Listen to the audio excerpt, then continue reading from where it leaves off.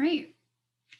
We will go ahead and get started. And I just want to welcome everyone to one of our virtual sessions for our 18th annual Circle. My name is Alicia Whitworth. For those who do not know me, I am YWCA's Director of Philanthropy, and we are trying to focus on the silver linings of the pandemic, which allows us to have these little sessions and do really more of a deep dive into each of our program areas. So far, we have been able to have sessions regarding Labyrinth Made Goods and Strive, YWCA Young Wonders, Early Learning and Youth Development. And then today you are joining us to learn more about Labyrinth and all that program does. And we're also excited that you'll hear from one of our clients today. See people popping in. So in our 18th year, typically for those of you who have attended Circle in person, we get to gather with 500 to 600 of our closest friends. We get to have lunch, learn more about programs, and really enjoy each other's company. And last year's Circle was one of the last times that a lot of us were able to gather in person at a large event. It was definitely mine. 3 weeks to the day later, we are now at exactly the 1 year mark of everything kind of shutting down. So Circle is our largest annual fundraiser for YWCA McLean County. And last year's Circle really allowed us to have kind of that influx of support that allowed us to weather the storm that has been COVID-19 for our organization. It has been a difficult year for many nonprofits, and we are not excluded from those difficulties. We have had a lot of pivoting to be done in terms of taking things virtually. We have done a lot of technology learning, myself included. And then we have done a lot of program additions actually in the middle of a pandemic, adding remote learning assistance and different pieces to ensure that all of our clients had all of their needs met that we were capable of meeting. And so today in our discussion, I'm really excited to introduce Kara Kirk, who is the director of Labyrinth, and she will tell you more. Thank you, Alicia. Good morning, everyone. Labyrinth Outreach Services to Women was founded by two amazing women, Mary Campbell and Felice Sebastian, and the program merged with YWCA in 2016. We offer reintegration services to women who have experienced incarceration, and our overall mission is to significantly reduce recidivism. I became the director of Labyrinth in January of 2018, and at that time, I was the only full-time position they had. There were 4 part-time workers and 3 interns who were also assisting. And at that time, the program relied heavily on a couple of local grants as well as donations. In October of 2018, we received a federal grant that has allowed us to grow our team and services that we provide. Vera Traver, who you will hear from shortly, is our program coordinator, and she also provides case management to a small caseload. We also currently have 3 full-time case managers, 1 part-time mentoring specialist, and a part-time life skills specialist. We have a transitional living house with 4 apartments, 2 women to each apartment, and that allows us to house a maximum of 8 women. Each woman has their own bedroom, and then they share the common areas of the apartment, including an office space. Our housing program is an opportunity for the women to live in a safe, sober, and supportive environment while they work on developing and strengthening their skills and taking the necessary steps to live in our community independently. The women are required to pay program fees and put a percentage of income into savings while they're living with us. However, we do not push them to get a job right away. We want to ensure that they are seeking employment when they are ready to, which is one thing that I just really love about our housing program. Some women may need time to build confidence and self-esteem, or they may need to address some of their health issues, whether it be physical or mental health issues, before they are ready to get into the workforce. We want to ensure that they have that opportunity to address those needs without the pressure of having to pay for housing. The Transitional Living Program is designed to be a 2-year program. In the beginning, we really are helping to ensure that they have their basic needs met, as well as material needs. And Vera will go into more detail of what those needs are when they first come to us. But one example is we may start out helping a woman with transportation to interviews or doctor's appointments. But our goal is to really assist them with finding long-term, reliable solutions, such as transportation, financial, and housing security. We want to help them to feel safe and secure to address their needs without worrying about the basic needs. Because as we know, the basic needs of food, water, warmth, and rest really need to be met first before anyone can move forward with anything else. We primarily use a strengths-based client-centered approach, using the information that we gather from the evidence-based assessment tool that we use. And working with the women, we assist them in coming up with the goals that they would like to work on while they are with us. These goals are regularly discussed with their case managers with an opportunity to help address any barriers the women may run into. We help them to create smaller action steps towards their bigger goals so that they can make progress, but it doesn't seem super overwhelming at the time. And then we revisit their goals often while they're with us and create new ones as they are meeting the ones that they have created. We provide support to the women, and we're really there to listen to them. We may help them come up with pros and cons of a situation or throw out potential solutions to a problem that they have brought to us. But ultimately, the decision that they make is up to them because they know themselves best. They are their own expert. We want to empower them to make their own decisions and support them through those decisions. Unfortunately, decisions are not always free from consequences, but we want the women to know that no matter what, we are always here to support them. We recently switched the title of our economic employment coach. We kind of went between that term and job coach, but we have since officially switched it to life skills specialist because we did begin to see a pattern. The women that we were working with often were able to get employment, but at times had difficulty maintaining it. And so we wanted to make sure that we were helping to address those needs and barriers that they were running into. So going back to what I mentioned before, we wanted to make sure that they didn't feel rushed to get a job, to have to pay for housing. So in fact, we encourage them to address any other needs that they have prior to getting a job if they are able to do so. Our life skills specialist has started a series of workshops that assist the women in building confidence, working together as a team, working on communication skills, problem solving, organizational skills, and so forth. Each workshop has a team building activity as well, which helps develop and promote their strengths. This can be really helpful when writing their resumes and or cover letters also. We recently started a mentoring program up again, and we currently have 4 matches. It has been a little bit of a struggle with COVID. We haven't been able to really use that program as much as we want to right now because we've had to keep the distance. And so we are doing some get-togethers virtual, but my hope is once COVID is over, we really can get the more mentors and mentees matched up and spending more time together.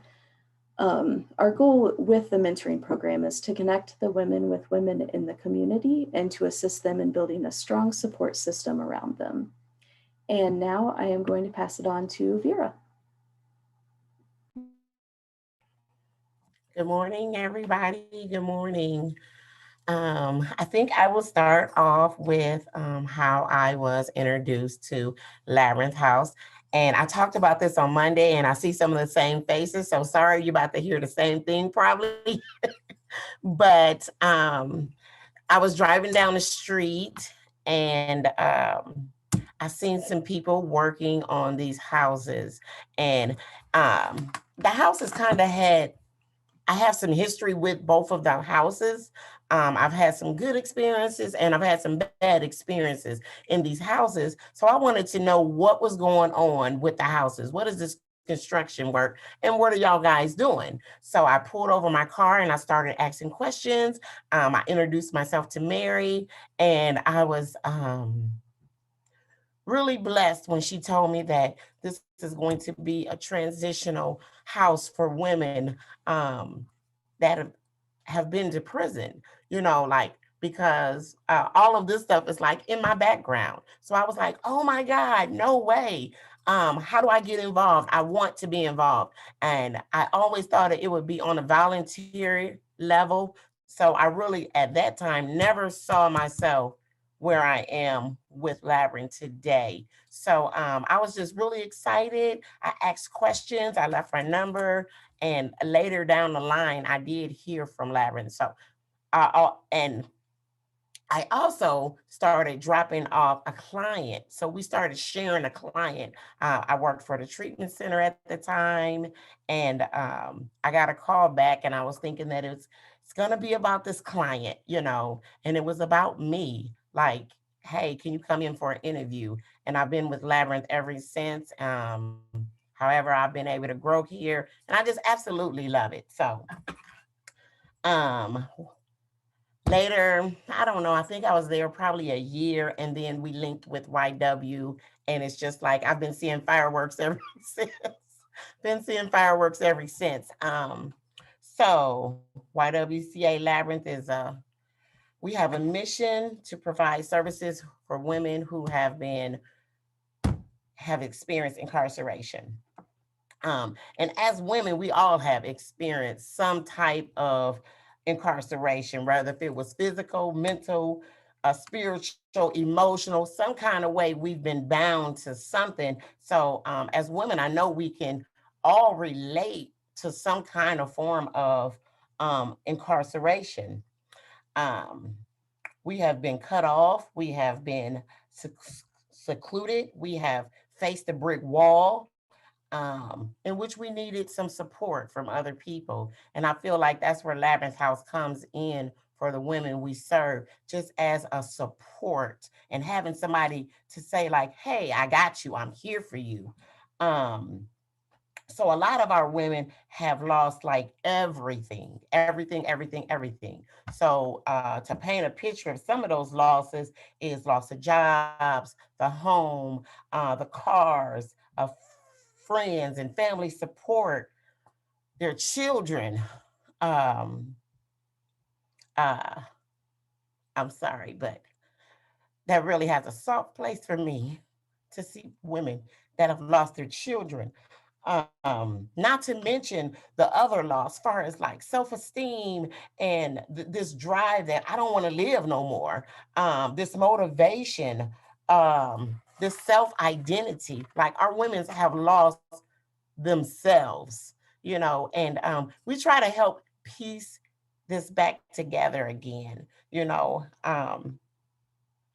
So what we do at Labyrinth is provide a day-to-day support starting with the client personal need. And that might look different for, each client. One client might come in and say, hey, I have all these other things, I just need this. And we're here to support them wherever they're at. We want to meet the client where they are at. So that may mean for some people, it may mean that they need support with staying clean, staying off of the drugs and alcohol. I personally have like went to meetings with people because I know sometimes it's a scary thing to do, walking into a meeting with a room full of people that they don't know. It's just like, let me walk back out, So just sometimes just to be there with them and say, hey, we can go hand in hand. I'm here with you. We can walk through. I will be with you in this experience, whether if it's going into an AA meeting or going into a courtroom or going into the doctor's appointment, like just letting people know that you are not alone. We are here with you. So we help with all kinds of stuff, transportation support. One of my difficult moments is like some difficult days I've had experience with working at Labyrinth is on a Friday when they drop a client off who is getting out of prison. And it's just like, okay, we're off on Friday at 5 o'clock. So like now what do we do? It's too late to like try to link them up with some services, but they have no food. They have no cigarettes. Most of them want to be like, I've been locked up. I want to smoke. They don't have anything. They don't have no toilet paper, no personal items. So that is very difficult to leave a client there on a Friday night. And the moral support needs to be there as well. So that's some of the challenges that we are still trying to find out. How can we fix a Friday night when someone is just getting there, and it's just like, well, gotta wait till Monday. So that is like still a burial. Um, so our goal is this to link our ladies with community services too. People in the community. We have reached out to several community people to help support our people because we know after Labyrinth House or after they've moved out, we still want to have them connected with the community for support. Um, so I want to talk a little bit about our staff being a parent mentor.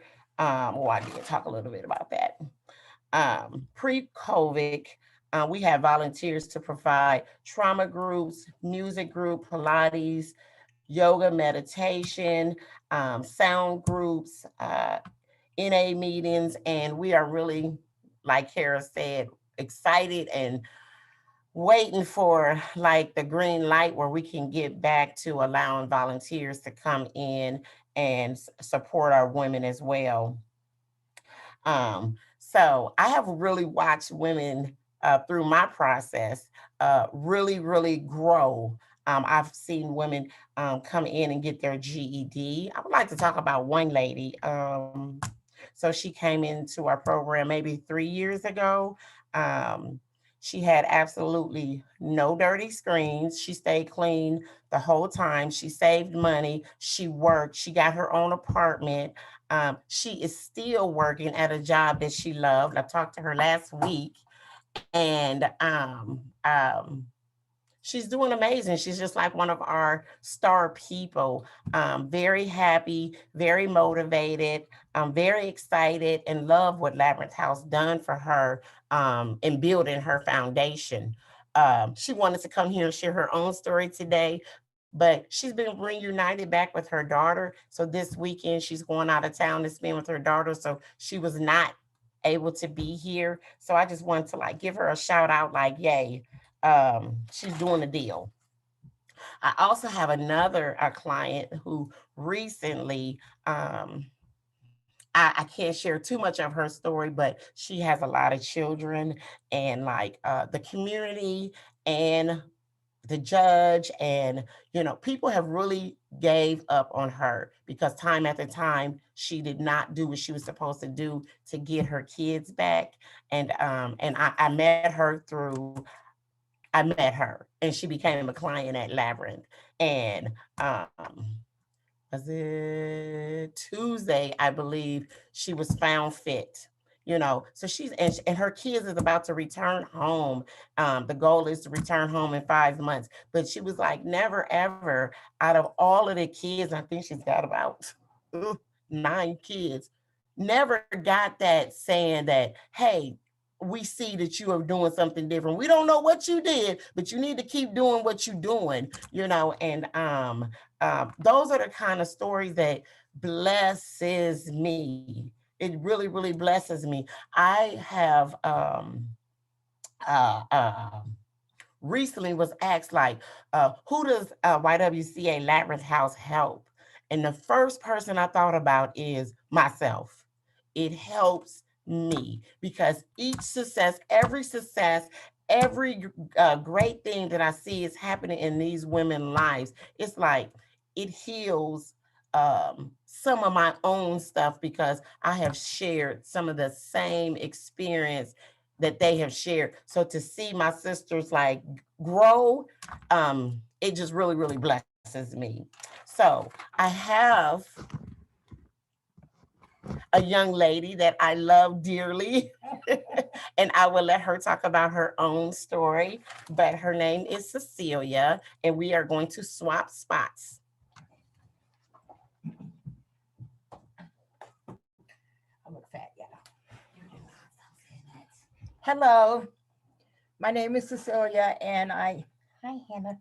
I am a current resident at Labyrinth. Just a little bit about my story. This is my second stay with Labyrinth. My first stay, I was just off probation. Well, let me back up. I was on probation when I got accepted into Labyrinth.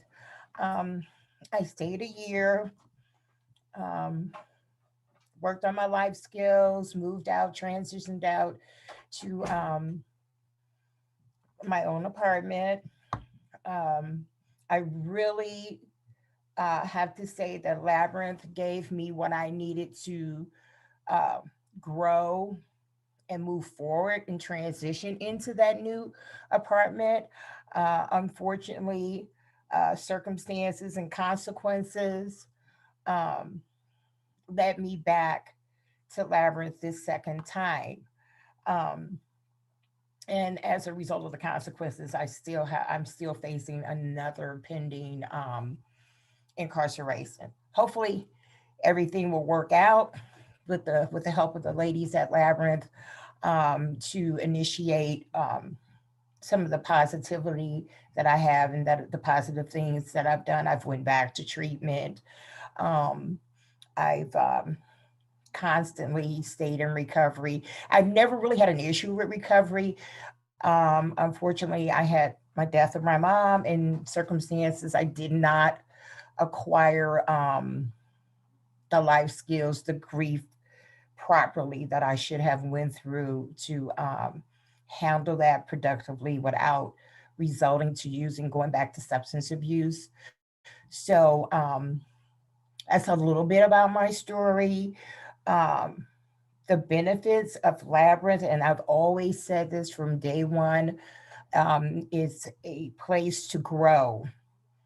They give you an opportunity to have life skills, self care, motivation. The housing structure is so geared for us to learn how to live like women.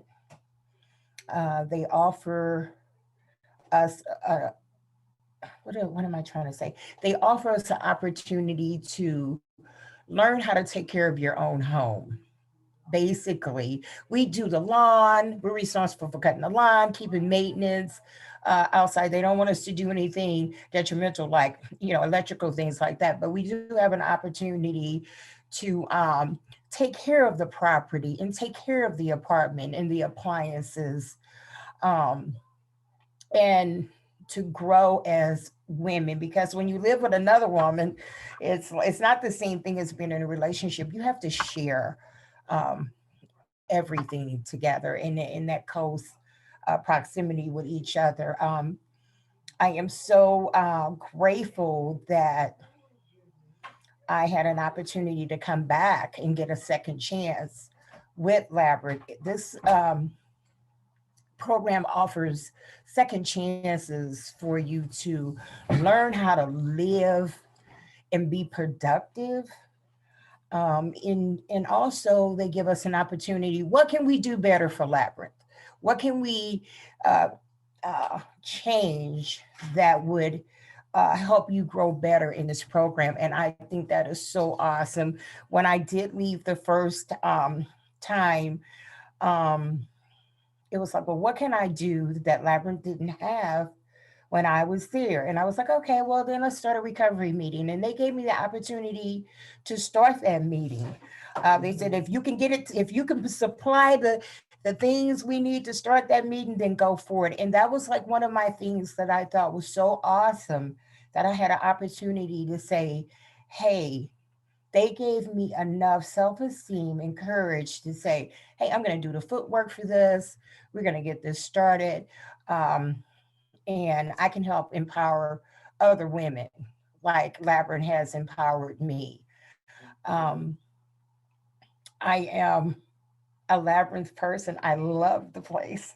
If I had an opportunity to go and speak to any woman that's having struggles with substance abuse, physical abuse, mental abuse, or just feeling like that they're alone and they don't have anybody, I would recommend Labyrinth, um, because you have 2 years.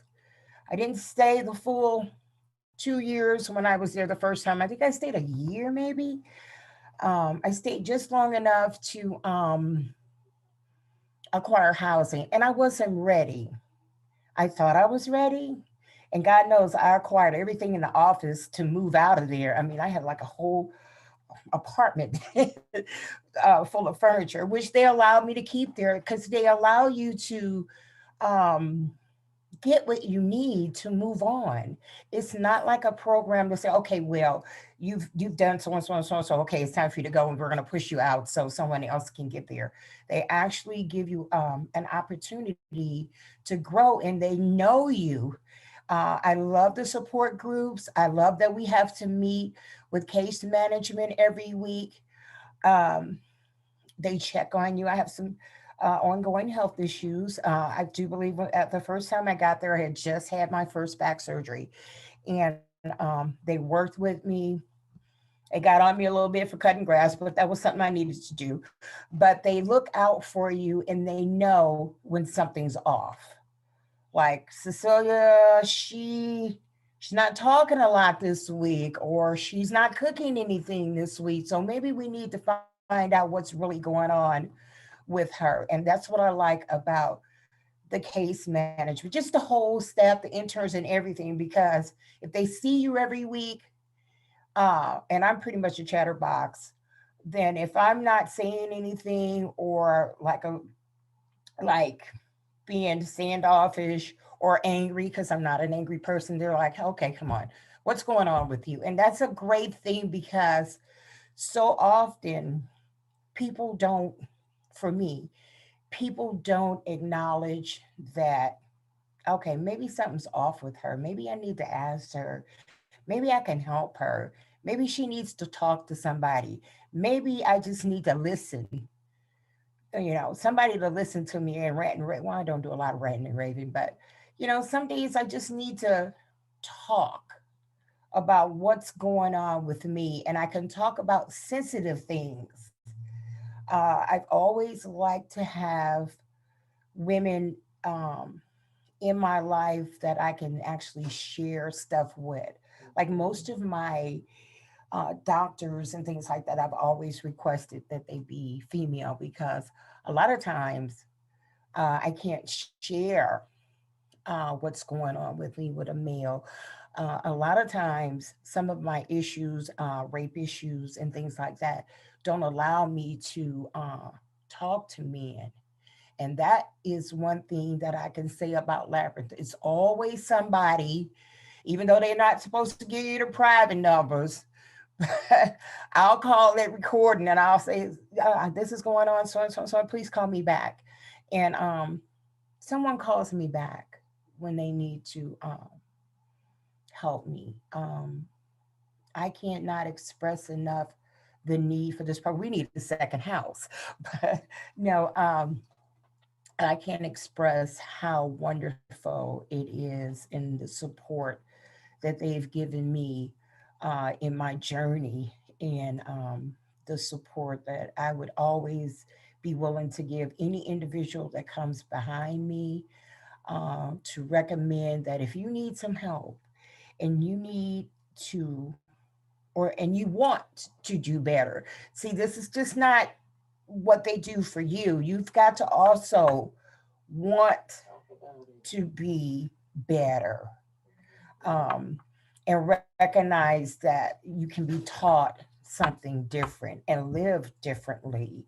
Um, I'm not going to say I had the worst childhood, but I can also tell you that a lot of negative things and bad things have happened to me. And through the help and Labyrinth filtering me out to other entities in the program that can help me. And that is like the most wonderful thing about this program, is that they're intertwined with other things like the Y and other entities, community action, Neville House, wherever you need to go to get help as a woman.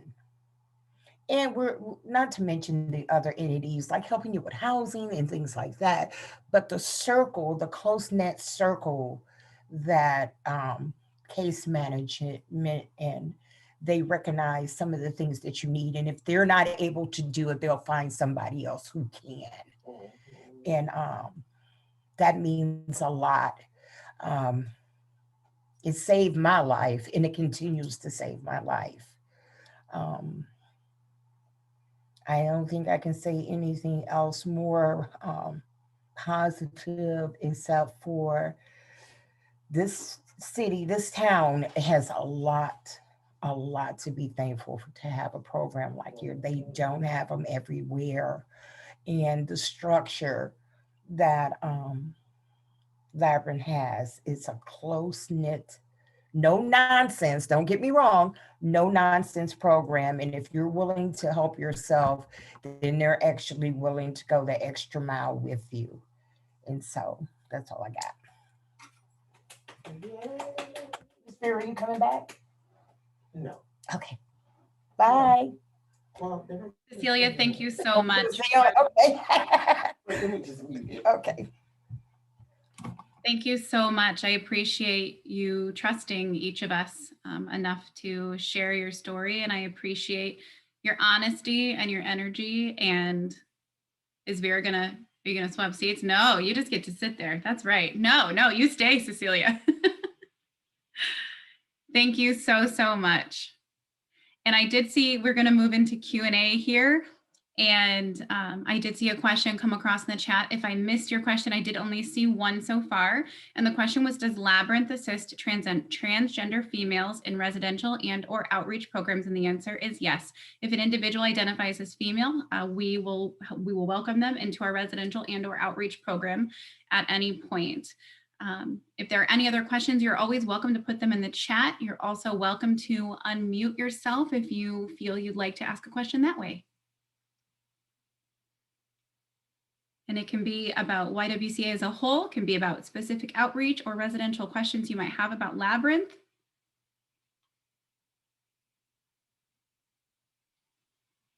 I thought we'd have the most questions in this session, actually. Give people a second, maybe some are coming across in the chat, and if not, I'll move into our next piece and maybe more questions will come to mind as we do that. Alicia, can I speak on the groups real quick? Sure, absolutely. I don't think we touched on the groups that we provide. So if the women are in our housing program, they are required to attend a certain number of groups that we host throughout the week. And then our groups are typically also offered to our outreach women who already live in the community. That is not necessarily the case right now, just because we are trying to be safe with COVID precautions. But once we are able to, we will definitely have outreach women coming back in again regularly. But some of the groups that we have include trauma recovery. We discuss, Vera, and I'm going to have you help me out here if I can't remember all of them. We do a discussion-based book club. So we typically bring in like a book that is like a self-help book, and they will read a chapter or two at a time and then discuss those chapters as a group. And we do a restoration group. And pre-COVID, and hopefully again, as soon as everything gets kind of back to where we can be together in a space again, we had volunteers come in to do yoga, Pilates, and then sound meditation, which was all very wonderful. We really enjoyed those groups. And then currently we are having, sorry y'all, I kind of got emotional, so I did not even talk about the groups. But we do have a relationship group that is currently going on, communication group, a restoration group, and the ladies are required, depending on what level they're on, to come to groups weekly. So that is like a big meat part of the program that the ladies are required to do. And I wanted to mention that earlier, but. Hi, Miss Linda. And absolutely no need to apologize for emotions, Vera. I have told everyone in this room who knows me that if there ever comes a day that this work doesn't make me cry, we have an issue. So I am definitely a crier. And I think that it is a really beautiful testament, Vera, to you and to your life and to your work that you care so deeply. So thank you. And thank you again, Cecilia, for sharing your story and your heart. And there are, as the ladies have mentioned, a lot of ways pre-COVID to get involved and to give back, specifically with Labyrinth. COVID has put a damper on quite a few things, but we are still able to do groups virtually. We are still finding ways to do things, but as things return to normal, we would love more volunteers in that capacity. But we do have different ways to engage in terms of needs being met. So Labyrinth itself is one of our most eclectic, I'll call it, Kara, array of in-kind needs that might arise. And so speaking to, Vera's energy, she and I really kind of feed off of each other as well. We'll get on the phone and we're like, we're solving things right now. What are we doing? Like a toaster. Okay, this is going to fix all the world's problems. But if we have a client who needs something, as Vera had mentioned, sometimes we have clients join us on a Friday evening when the majority of town is shut down for 2 days. And so we have to work to meet those needs in a little bit of a different capacity. Sometimes we have women who are, as has been mentioned, working to get their children back. Sometimes that in-kind need is a car seat.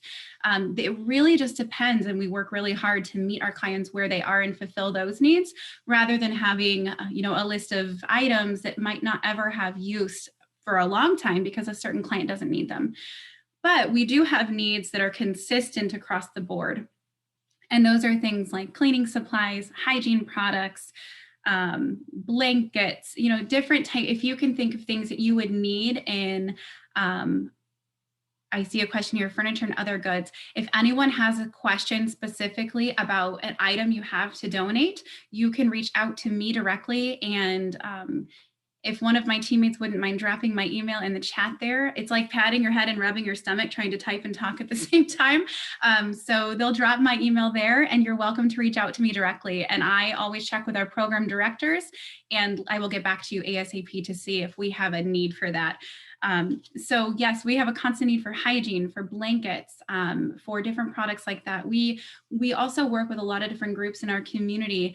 And one of those right now, and I mentioned it actually in our meeting as well Monday, Vera and I were in the same meeting, and we are working with the wonderful women of Alpha Kappa Alpha, and they had this beautiful idea and we worked on how we could work together, and they are delivering yet another welcome basket next week to meet each of our new residential clients. So when they come to Labyrinth residential program, they're beautiful too. They're not just, it's not stuff, but it's really beautifully tied up with a note from the women. These items are comfort items, hygiene items, things to keep minds busy, because what a weird transitional, stressful time.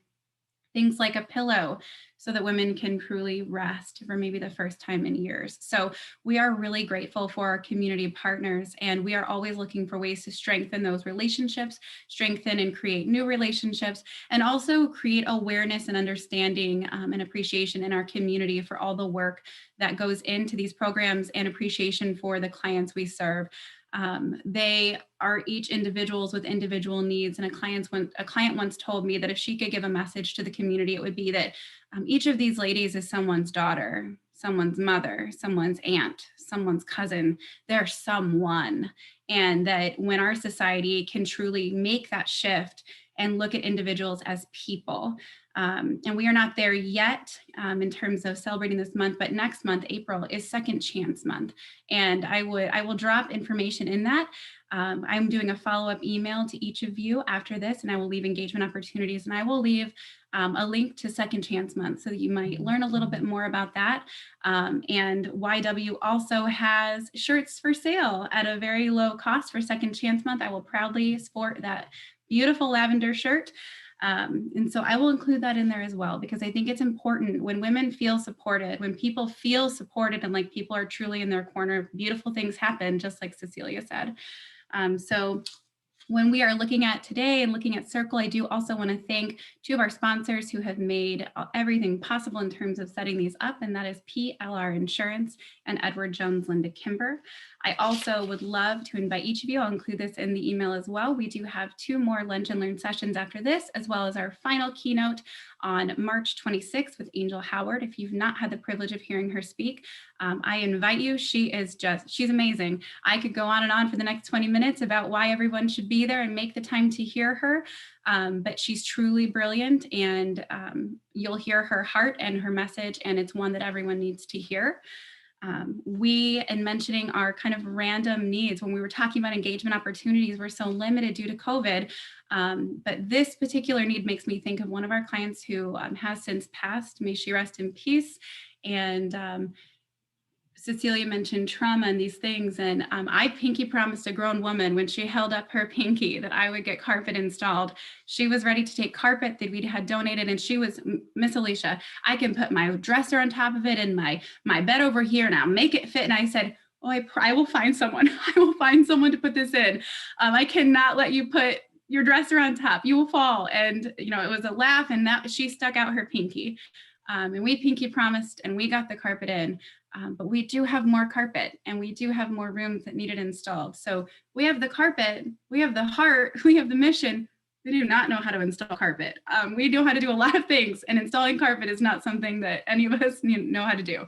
So if you or someone you know has someone with that connection, please, please reach out to me via email. That is in there. Vera's laughing. I'm so serious. Kara sent me an email last week that was like, we've had this for a year. So we are just really wanting to create a space for our women where they feel safe and comfortable, and like you do in your own home, comfortable. This is their home.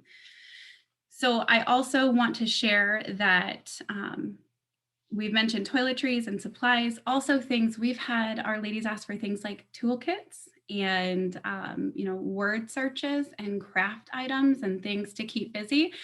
So again, I welcome all of those opportunities, and then I would be failing in my job if I did not also mention that financial support is critical. And so I will include that link as well in the follow-up email. So I want to thank everyone for giving us your time today, for sharing this hour with us, for taking time to learn more about Labyrinth. Oh, and Vera is chatting. We do. Yes, she's right. We also have a constant need for gas gift cards and grocery gift cards. And those are constant needs as well. Vera, did I hit everything? Is that it? Okay. Yep. Perfect. Gift cards. Yes, yes.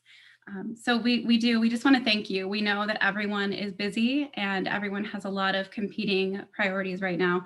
And I just want to thank you for taking time to be with us today and to learn more and to show your support to Cecilia. And know that with Cecilia are hundreds of women with similar stories in their own individual way who appreciate your support of Labyrinth and need your support of Labyrinth. And so when we're looking at YWCA as a whole, we are truly for our community, by our community. So when more individuals in our community support YWCA and our programs, that in turn allows us to support more individuals and families in our community. And our mission is to eliminate racism, empower women, and promote peace, justice, freedom, and dignity for all. And when we work together, we can do just that. And so I will send that follow-up email. Let us know if you would like to engage in any further ways. And YWCA, with your help, will not stop until the world sees women, girls, and people of color the same way we do, which is equal, powerful, and unstoppable. Thank you. Can I say something right quick, real quick? Yes, ma'am. Because I am so proud of these ladies because they represent a piece of all of us.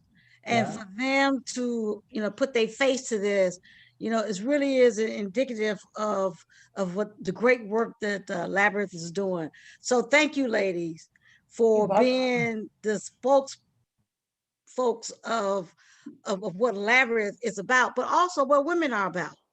You know, it takes us being vulnerable to each other to be able to stand up and say, hey, look, you know, I'm weak in this area and I need you. And we're all weak in some area. And it takes all of us to come together to catch those things. So thank you for building those relationships. Thank you for bringing attention to what those gaps are, and most definitely, you know, for exposing it for what it is. You know, you just didn't wake up and say, I'm going to do this. You know, things just happen, things just evolve, and you got to where you at. You know what I mean? But yet and still, you did not stay there. You didn't stay there. You know, you had enough in you and people around you and the support to see that life is so much different over if I go this way. I've done that. But if I go this way, let me try this and see what it brings. So thank you all. Thank you for all the support that you're doing, and just being able to be a beacon of hope for somebody else. And it's right in this Zoom link for somebody else. We think it's always far abroad, but it's right here. It's right here. So thank you, ladies. We appreciate it. Thank you so much. We love you, I love you, Miss Linda.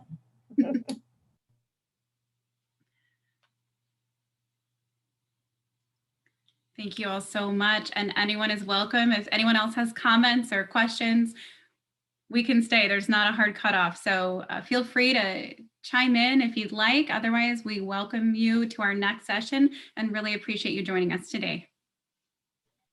Great job. And we're really proud of you guys. Keep up the excellent work. Thank you so much. Thank you so much. Thank you. You're welcome. Thank Goodbye. Awesome session, ladies. Thank you so much. Thank you. Have a wonderful weekend. You all as well.